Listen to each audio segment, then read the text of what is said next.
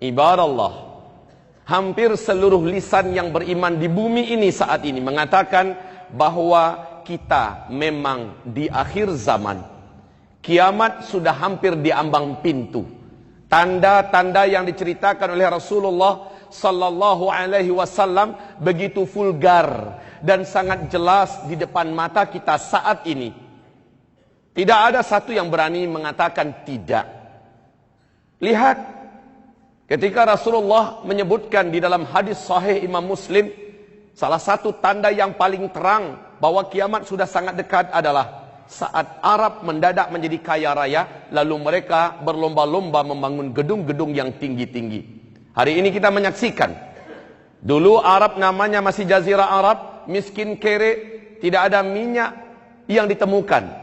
Kere, tapi ketika minyak bumi ditemukan, Arab menjadi berubah, menjadi sangat kaya raya. Dan saksikan apa yang dibuat oleh masing-masing pemerintahan di Arab sekarang ini.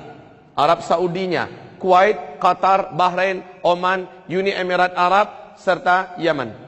Lihat, masing-masing sedang berlomba-lomba membangun gedung-gedung yang tinggi-tinggi, mewah-mewah, pencakar langit. Dan jika zaman itu sudah kalian temukan, kata Rasulullah, jarak masa antara kalian dengan kiamat sudah sangat-sangat dekat. Kemudian lihat, Rasul mengatakan SAW, tidak akan terjadi kiamat sampai negeri Arab mulai dituruni oleh salju. Tidak ada satupun dunia yang bisa menutup fakta ini.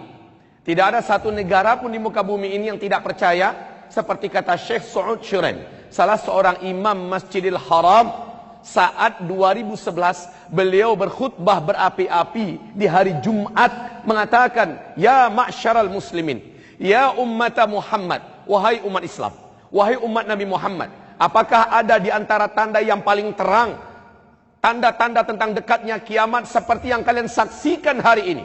Lihat, Arab sudah mulai dituruni oleh salju. Mu'adz bin Jabal diajak oleh Rasulullah jalan-jalan ke daerah Tabuk, dan Rasul berkata, hai Mu'adz, perhatikan baik-baik, kiamat sudah sangat dekat kali akan terjadi jika daerah ini sudah mulai dituruni salju. Mulai 2009, mulai 2009 sampai sekarang salju makin tebal. Salju makin tebal turun di daerah Tabuk terus sampai ke Riyadh. Bahkan antara Mekah dengan Madinah, dalam 1 bulan ke depan kita akan menyaksikan kembali timbunan salju semakin tinggi. Ini adalah pertanda yang sangat terang. Kemudian Rasulullah juga bersabda di dalam hadis diriwayatkan oleh At-Tirmidzi dan Al-Baihaqi. Kata Rasulullah, hadis ini sahih menurut syarat Bukhari dan Muslim. La taqumu sa'ata yasiral furatu an jabalin min dhahab. Tidak akan pernah terjadi kiamat sampai sungai Efrat mengering dan nanti akan ditemukan gunung emas di dalam perut bumi Irak. Ibarat Allah, 12 Februari tahun 2013 di New York Times diumumkan apa yang dinyatakan dan dirilis resmi dari NASA, bahwa para pakar dan ahli mereka mengatakan sungai Efrat ini adalah salah satu di antara sungai terbesar di Timur Tengah. Nil, Tigris, dan Efrat. Sungai Efrat, kata mereka, sudah menyusut airnya 60%. Dan menurut analisa para pakar dan ahli kami, kata NASA, 2014 sungai Efrat akan kering total. Ternyata benar. Maret 2014 sungai Efrat sudah tidak berair sama sekali. Yang paling unik adalah, kita bacakan hadis tadi sempurna, ketika sungai Efrat itu mengering, kalian akan dikejutkan dengan penemuan gunung emas yang sangat besar di dalam perut bumi Irak. Ada suatu hantaman dan getaran besar yang menjadikan gunung itu akan mencogok, akan muncul, akan tampil ke permukaan, yang menjadikan manusia berdatangan dari berbagai negara membawa senjata-senjata mereka. Fayaqtatilun nasu alaih fayuqtalu kullu mi'ah tis'atun wa tis'un. Akan membawa senjata seluruh laki-laki yang akan ada di muka bumi ini, dan mereka berperang memperebutkan gunung emas itu. Setiap mereka berkata, itu, dalam setiap 100 orang yang berperang di sana akan terbunuh 99-nya. Seluruh mereka berkata, semoga satu orang yang selamat dari 100 orang ini saya salah satunya. Wa yaqulu la'alli la wa yaqulu kullu rajulin minhum la'alli akunu ana alladhi anju. Semoga sayalah yang selamat. Saudara-saudaraku, hamba-hamba Allah yang kami muliakan, perhatikan, George Walker Bush dalam pidatonya yang sangat bersemangat di depan Gedung Putih, beliau mengumumkan bahwa satelit kita telah menemukan potensi emas yang sangat besar di negeri Irak. Amerika Serikat selaku polisi dunia akan memastikan emas ini tidak akan terjatuh ke tangan-tangan negara-negara dan manusia-manusia yang tidak bertanggung jawab. Lihat fakta yang kita temukan. Bagaimana dikatakan oleh Rasulullah SAW, tidak akan terjadi kiamat sampai mengering sungai Efrat, lalu gunung emas ditemukan di bumi Irak. Dan hari ini dunia telah menyaksikan fakta itu. Wahai hamba-hamba Allah yang kami muliakan.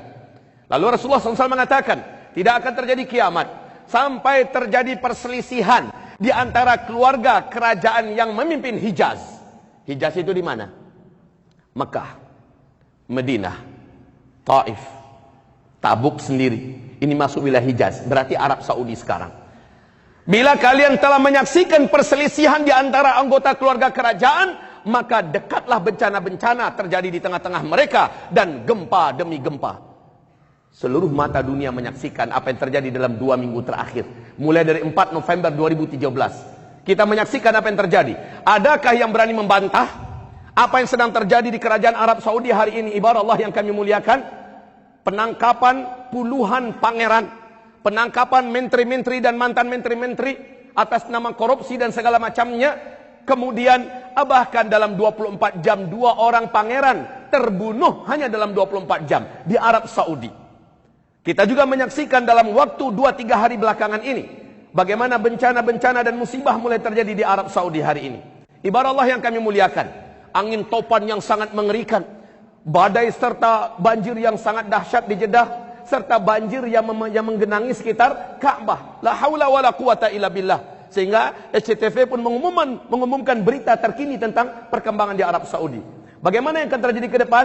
Keributan akan semakin panas di dalam tubuh kerajaan, dan itu adalah tanda-tanda akhir zaman yang sangat terang. Wahai hamba Allah, sangat banyak bila ingin saya ceritakan, tapi karena khutbah ini telah diberikan kepada kita limit waktunya, saya undang nanti malam. Insya Allah Ta'ala di Masjid Nurul Iman kita akan uraikan ini secara lebih spesifik. Ibarat Allah, yang ingin saya serukan adalah apa sabda Rasulullah ketika kamu melihat tanda-tanda itu begitu terang, badiru bil a'mali fitanan. Ini perintah Rasulullah. Berlomba-lombalah kamu. Kalimat badiru ini bahasa Arab. Hadis Nabi yang sahih ini badiru. Badiru itu dari badara. Badara itu nampakkan terang-terangan. Karena dari badiru dia adalah isim dari bab mufa'alah. Artinya ada persaingan, ada perlombaan. Terang-teranganlah kamu, saling berlombalah kamu, nampakkan terang-terangan dalam rangka memperbanyak amal soleh. Kalah mengalahkan yang lain dalam rangka memperbanyak amal yang soleh. Fitanan, di masa-masa fitnah. Di masa-masa fitnah. Fitnah yang dimaksud oleh Rasulullah SAW dijelaskan di hadis yang lain. Nabi mengatakan standar fitnah saat itu bukan fitnah yang terjadi di Yaman, bukan fitnah yang terjadi di Rohingya, bukan fitnah yang terjadi di Irak, bukan fitnah yang terjadi di Afrika, bukan fitnah yang terjadi di Rusia, bukan fitnah yang terjadi di Eropa, bukan fitnah yang terjadi di Amerika, tetapi kata Rasulullah, wal fitan bisyam. Standar fitnah saat itu adalah di negeri Syam. Syam adalah Palestina, Syria, Lebanon, Yordania. Jika kamu sudah menyaksikan fitnah membara di sana di akhir zaman, di negeri Syam, Palestina, Syria, Lebanon, Yordania, pembantaian terjadi kepada umat Islam, peperangan dan penghancuran kota-kota dan negeri-negeri, sehingga PBB pun mengatakan mereka tidak tahu sampai kapan akan berakhir, sampai kapan berlanjutnya peperangan ini. Sejak Maret 2011 sampai sekarang, kejadian pembantaian, pembunuhan rakyat sipil, peperangan demi peperangan terus berlanjut di negeri Syam, Syria, Palestina dan sebagainya. Dan Nabi mengisyaratkan, jika zaman itu sudah kalian temukan, kalian hidup pada masa itu, badiru bil a'mali fitanan. Hendaklah kalian berlomba-lomba memperbanyak amal soleh. Kenapa Nabi mengajak demikian? Ternyata eskalasi fitnah di muka bumi ini, baik berupa kekacauan, peperangan, bencana alam demi bencana alam, kelaparan di mana-mana, kegaduhan dan sebagainya, akan terus menanjak naik. Orang yang tegar, orang yang kuat, orang yang selamat, orang yang sabar dalam menghadapi itu semua sehingga imannya jadi semakin kuat. Insya Allah dia tidak akan pernah berguguran di antara orang-orang yang gugur dan murtad. Hanyalah orang-orang yang beriman dan amal solehnya banyak. Hanya orang yang beriman dan amal solehnya banyak. Makanya tolong dibaca Al-Quran surat Al-An'am ayat yang ke-158. Allah firmankan di situ, hanya orang yang beriman dan yang amal solehnya sebelum itu banyak, ketika terjadi petaka demi petaka besar di fase kita ini, mereka-merekalah yang akan dijaga oleh Allah. Makanya Nabi mengatakan, ayo umatku, jika zaman-zaman seperti itu kalian temukan, tugas kalian seluruhnya adalah berlomba-lombalah, terang-teranganlah, saling memperbanyak amal, kalahkan yang lain, tunjukkan dan jangan sembunyi-sembunyikan lagi beramal.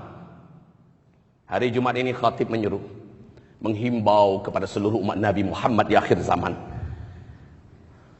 Ada peluang yang terkuat dalam Al-Quran. Allah katakan bahwa amalan terkuat di akhir zaman adalah solat berjamaah. Solat sunat. Yang pertama. Yang kedua, berjuanglah dengan mengeluarkan infak dan sedekah. Alam tara ilal ladzina qila lahum kuffu aydiyakum 'anil qital. Tidakkah kalian lihat kepada orang-orang yang dikatakan kepada mereka, tahan, jangan mau perang. Tahan, jangan minta-minta perang. Wa aqimus shalah wa atuz zakah. Ini perintah Allah, Allahu Akbar. Tetaplah setia kamu mendirikan salat berjamaah. Kejarlah salat kamu, salat sunat qabliyah dan ba'diyah. Kerjakanlah tahajud demi tahajud, duha dan duha. Setialah dengan itu. Wa atuz zakah. Berkorbanlah kamu dengan harta kamu. Berinfaklah kamu dan bersedekahlah kamu. Dua ini dijajarkan selalu oleh Allah. Ternyata ketika orang ini mau melakukan itu, Pak, yang lain jadi jinak. Amalan yang lain jadi mulai mudah mengikuti kita. Kita jadi senang baca Quran. Kita jadi senang zikir. Kita jadi senang menyambung tali silaturahim. Berkat menjaga sholat berjamaah di masjid. Dan sholat-sholat sunat di rumah. Apalagi tahajud. Kita memiliki kekuatan ruh yang dahsyat. Kemudian pengorbanan yang kita keluarkan dari harta kita, ini akan menjadi sumber mental dan energi jiwa yang tidak terbendung. Kaum muslimin yang kami muliakan, ini hari peluang terbesar dibukakan lagi oleh Allah buat kita. One Care insya Allah sedang menggelar suatu acara besar di mana mereka akan mengumpulkan dari orang-orang beriman di akhir zaman. Wakaf 1 juta mushaf. Wakaf 1 juta mushaf. Bayangkan, ini Al-Quran dibaca oleh orang. 1 huruf dibacanya 10 pahalanya. Tambah 1 huruf kedua, 10 lagi. Berapa yang dibacanya 1 halaman? Berapa yang dibacanya 1 mushaf, 1 Al-Quran? Dan berapa orang yang membaca? Berapa kali dibaca? Mengalir pahalanya berlapis-lapis lipat kepada yang mewakafkan Al-Quran itu. Ibarat Allah yang kami muliakan. Dan juga program 1000 pesantren, 1000 rumah tahfidzul Quran. Saya merasa takjub. Allahu Akbar. Ini bukan main-main. Salah satu ciri generasi kedua yang membawa masa kegemilangan dan emas dalam Islam adalah seperti ciri generasi kelima. Fase kelima kata Rasulullah, yakni generasi hafiz Al-Quran. Dan ini sedang digelar di seluruh dunia. Allahu Akbar. Apabila pada hari ini kita bertekad akan menjadikan ada anak-anak hafiz yang mereka adalah dari rahim kita, dari harta kita. Apakah bisa dibayangkan seberapa besar mengalirnya pahala-pahala dari Allah? Dapatkah Bapak Ibu bayangkan, Bapak-bapak hamba-hamba Allah bayangkan? Coba Pak, mungkin anak kita tidak hafiz Quran, sudah terlambat, sudah terlanjur, sudah besar-besar anak kita. Tetapi ada anak orang lain yang sekolah di tempat yang kita mendirikannya, dididik dari sekolah yang kita membiayainya, lalu dia menjadi hafiz. Bukankah ini termasuk sedekahun jariyah? Bukankah ini termasuk sedekahun jariyah? Sedekah yang akan mengalir terus pahalanya. Selagi dia mengajarkan Quran, selagi dia membaca Al-Quran, selagi dia terus bersama Al-Quran, maka kita di akhirat, walaupun bukan anak kandung kita, kita berhak diberikan nanti jubah kemuliaan, mahkota keagungan. Ibarat Allah, akhir zaman ini seluruh kita yang ada, mari Kata Rasulullah SAW dalam Sahih Bukhari dan Muslim, hartamu yang mana yang lebih kamu sukai? Hartamu yang mana yang lebih kamu sukai? Milik kamu sendiri atau milik orang lain? Sahabat menjawab, tentulah harta milik kami yang lebih kami sukai ya Rasulullah. Kata Nabi, maluka ma qaddamta wa malu ghairika ma akharta. Yang harta milikmu adalah yang kamu kirimkan kepada Allah.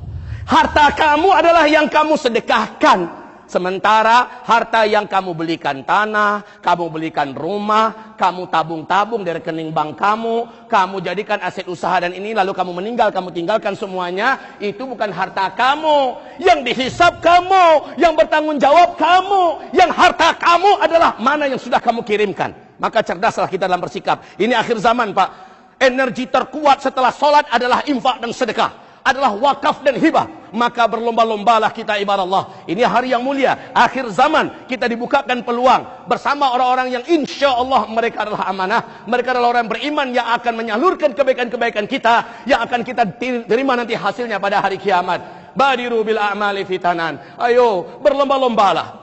Yang mampu 1000 mushaf satu orang, ambil 1000 mushaf. Yang mampu cuma 100 mushaf satu orang, ambil 100 mushaf. Yang mampu cuma 10 mushaf satu orang, ambil 10 mushaf. Yang mampu cuma 1 mushaf, ambil. Yang sama sekali nggak mampu, kere habis, sampaikan pada yang lain. Biar yang lain yang berwakaf, mengalir juga pahalanya ke dia.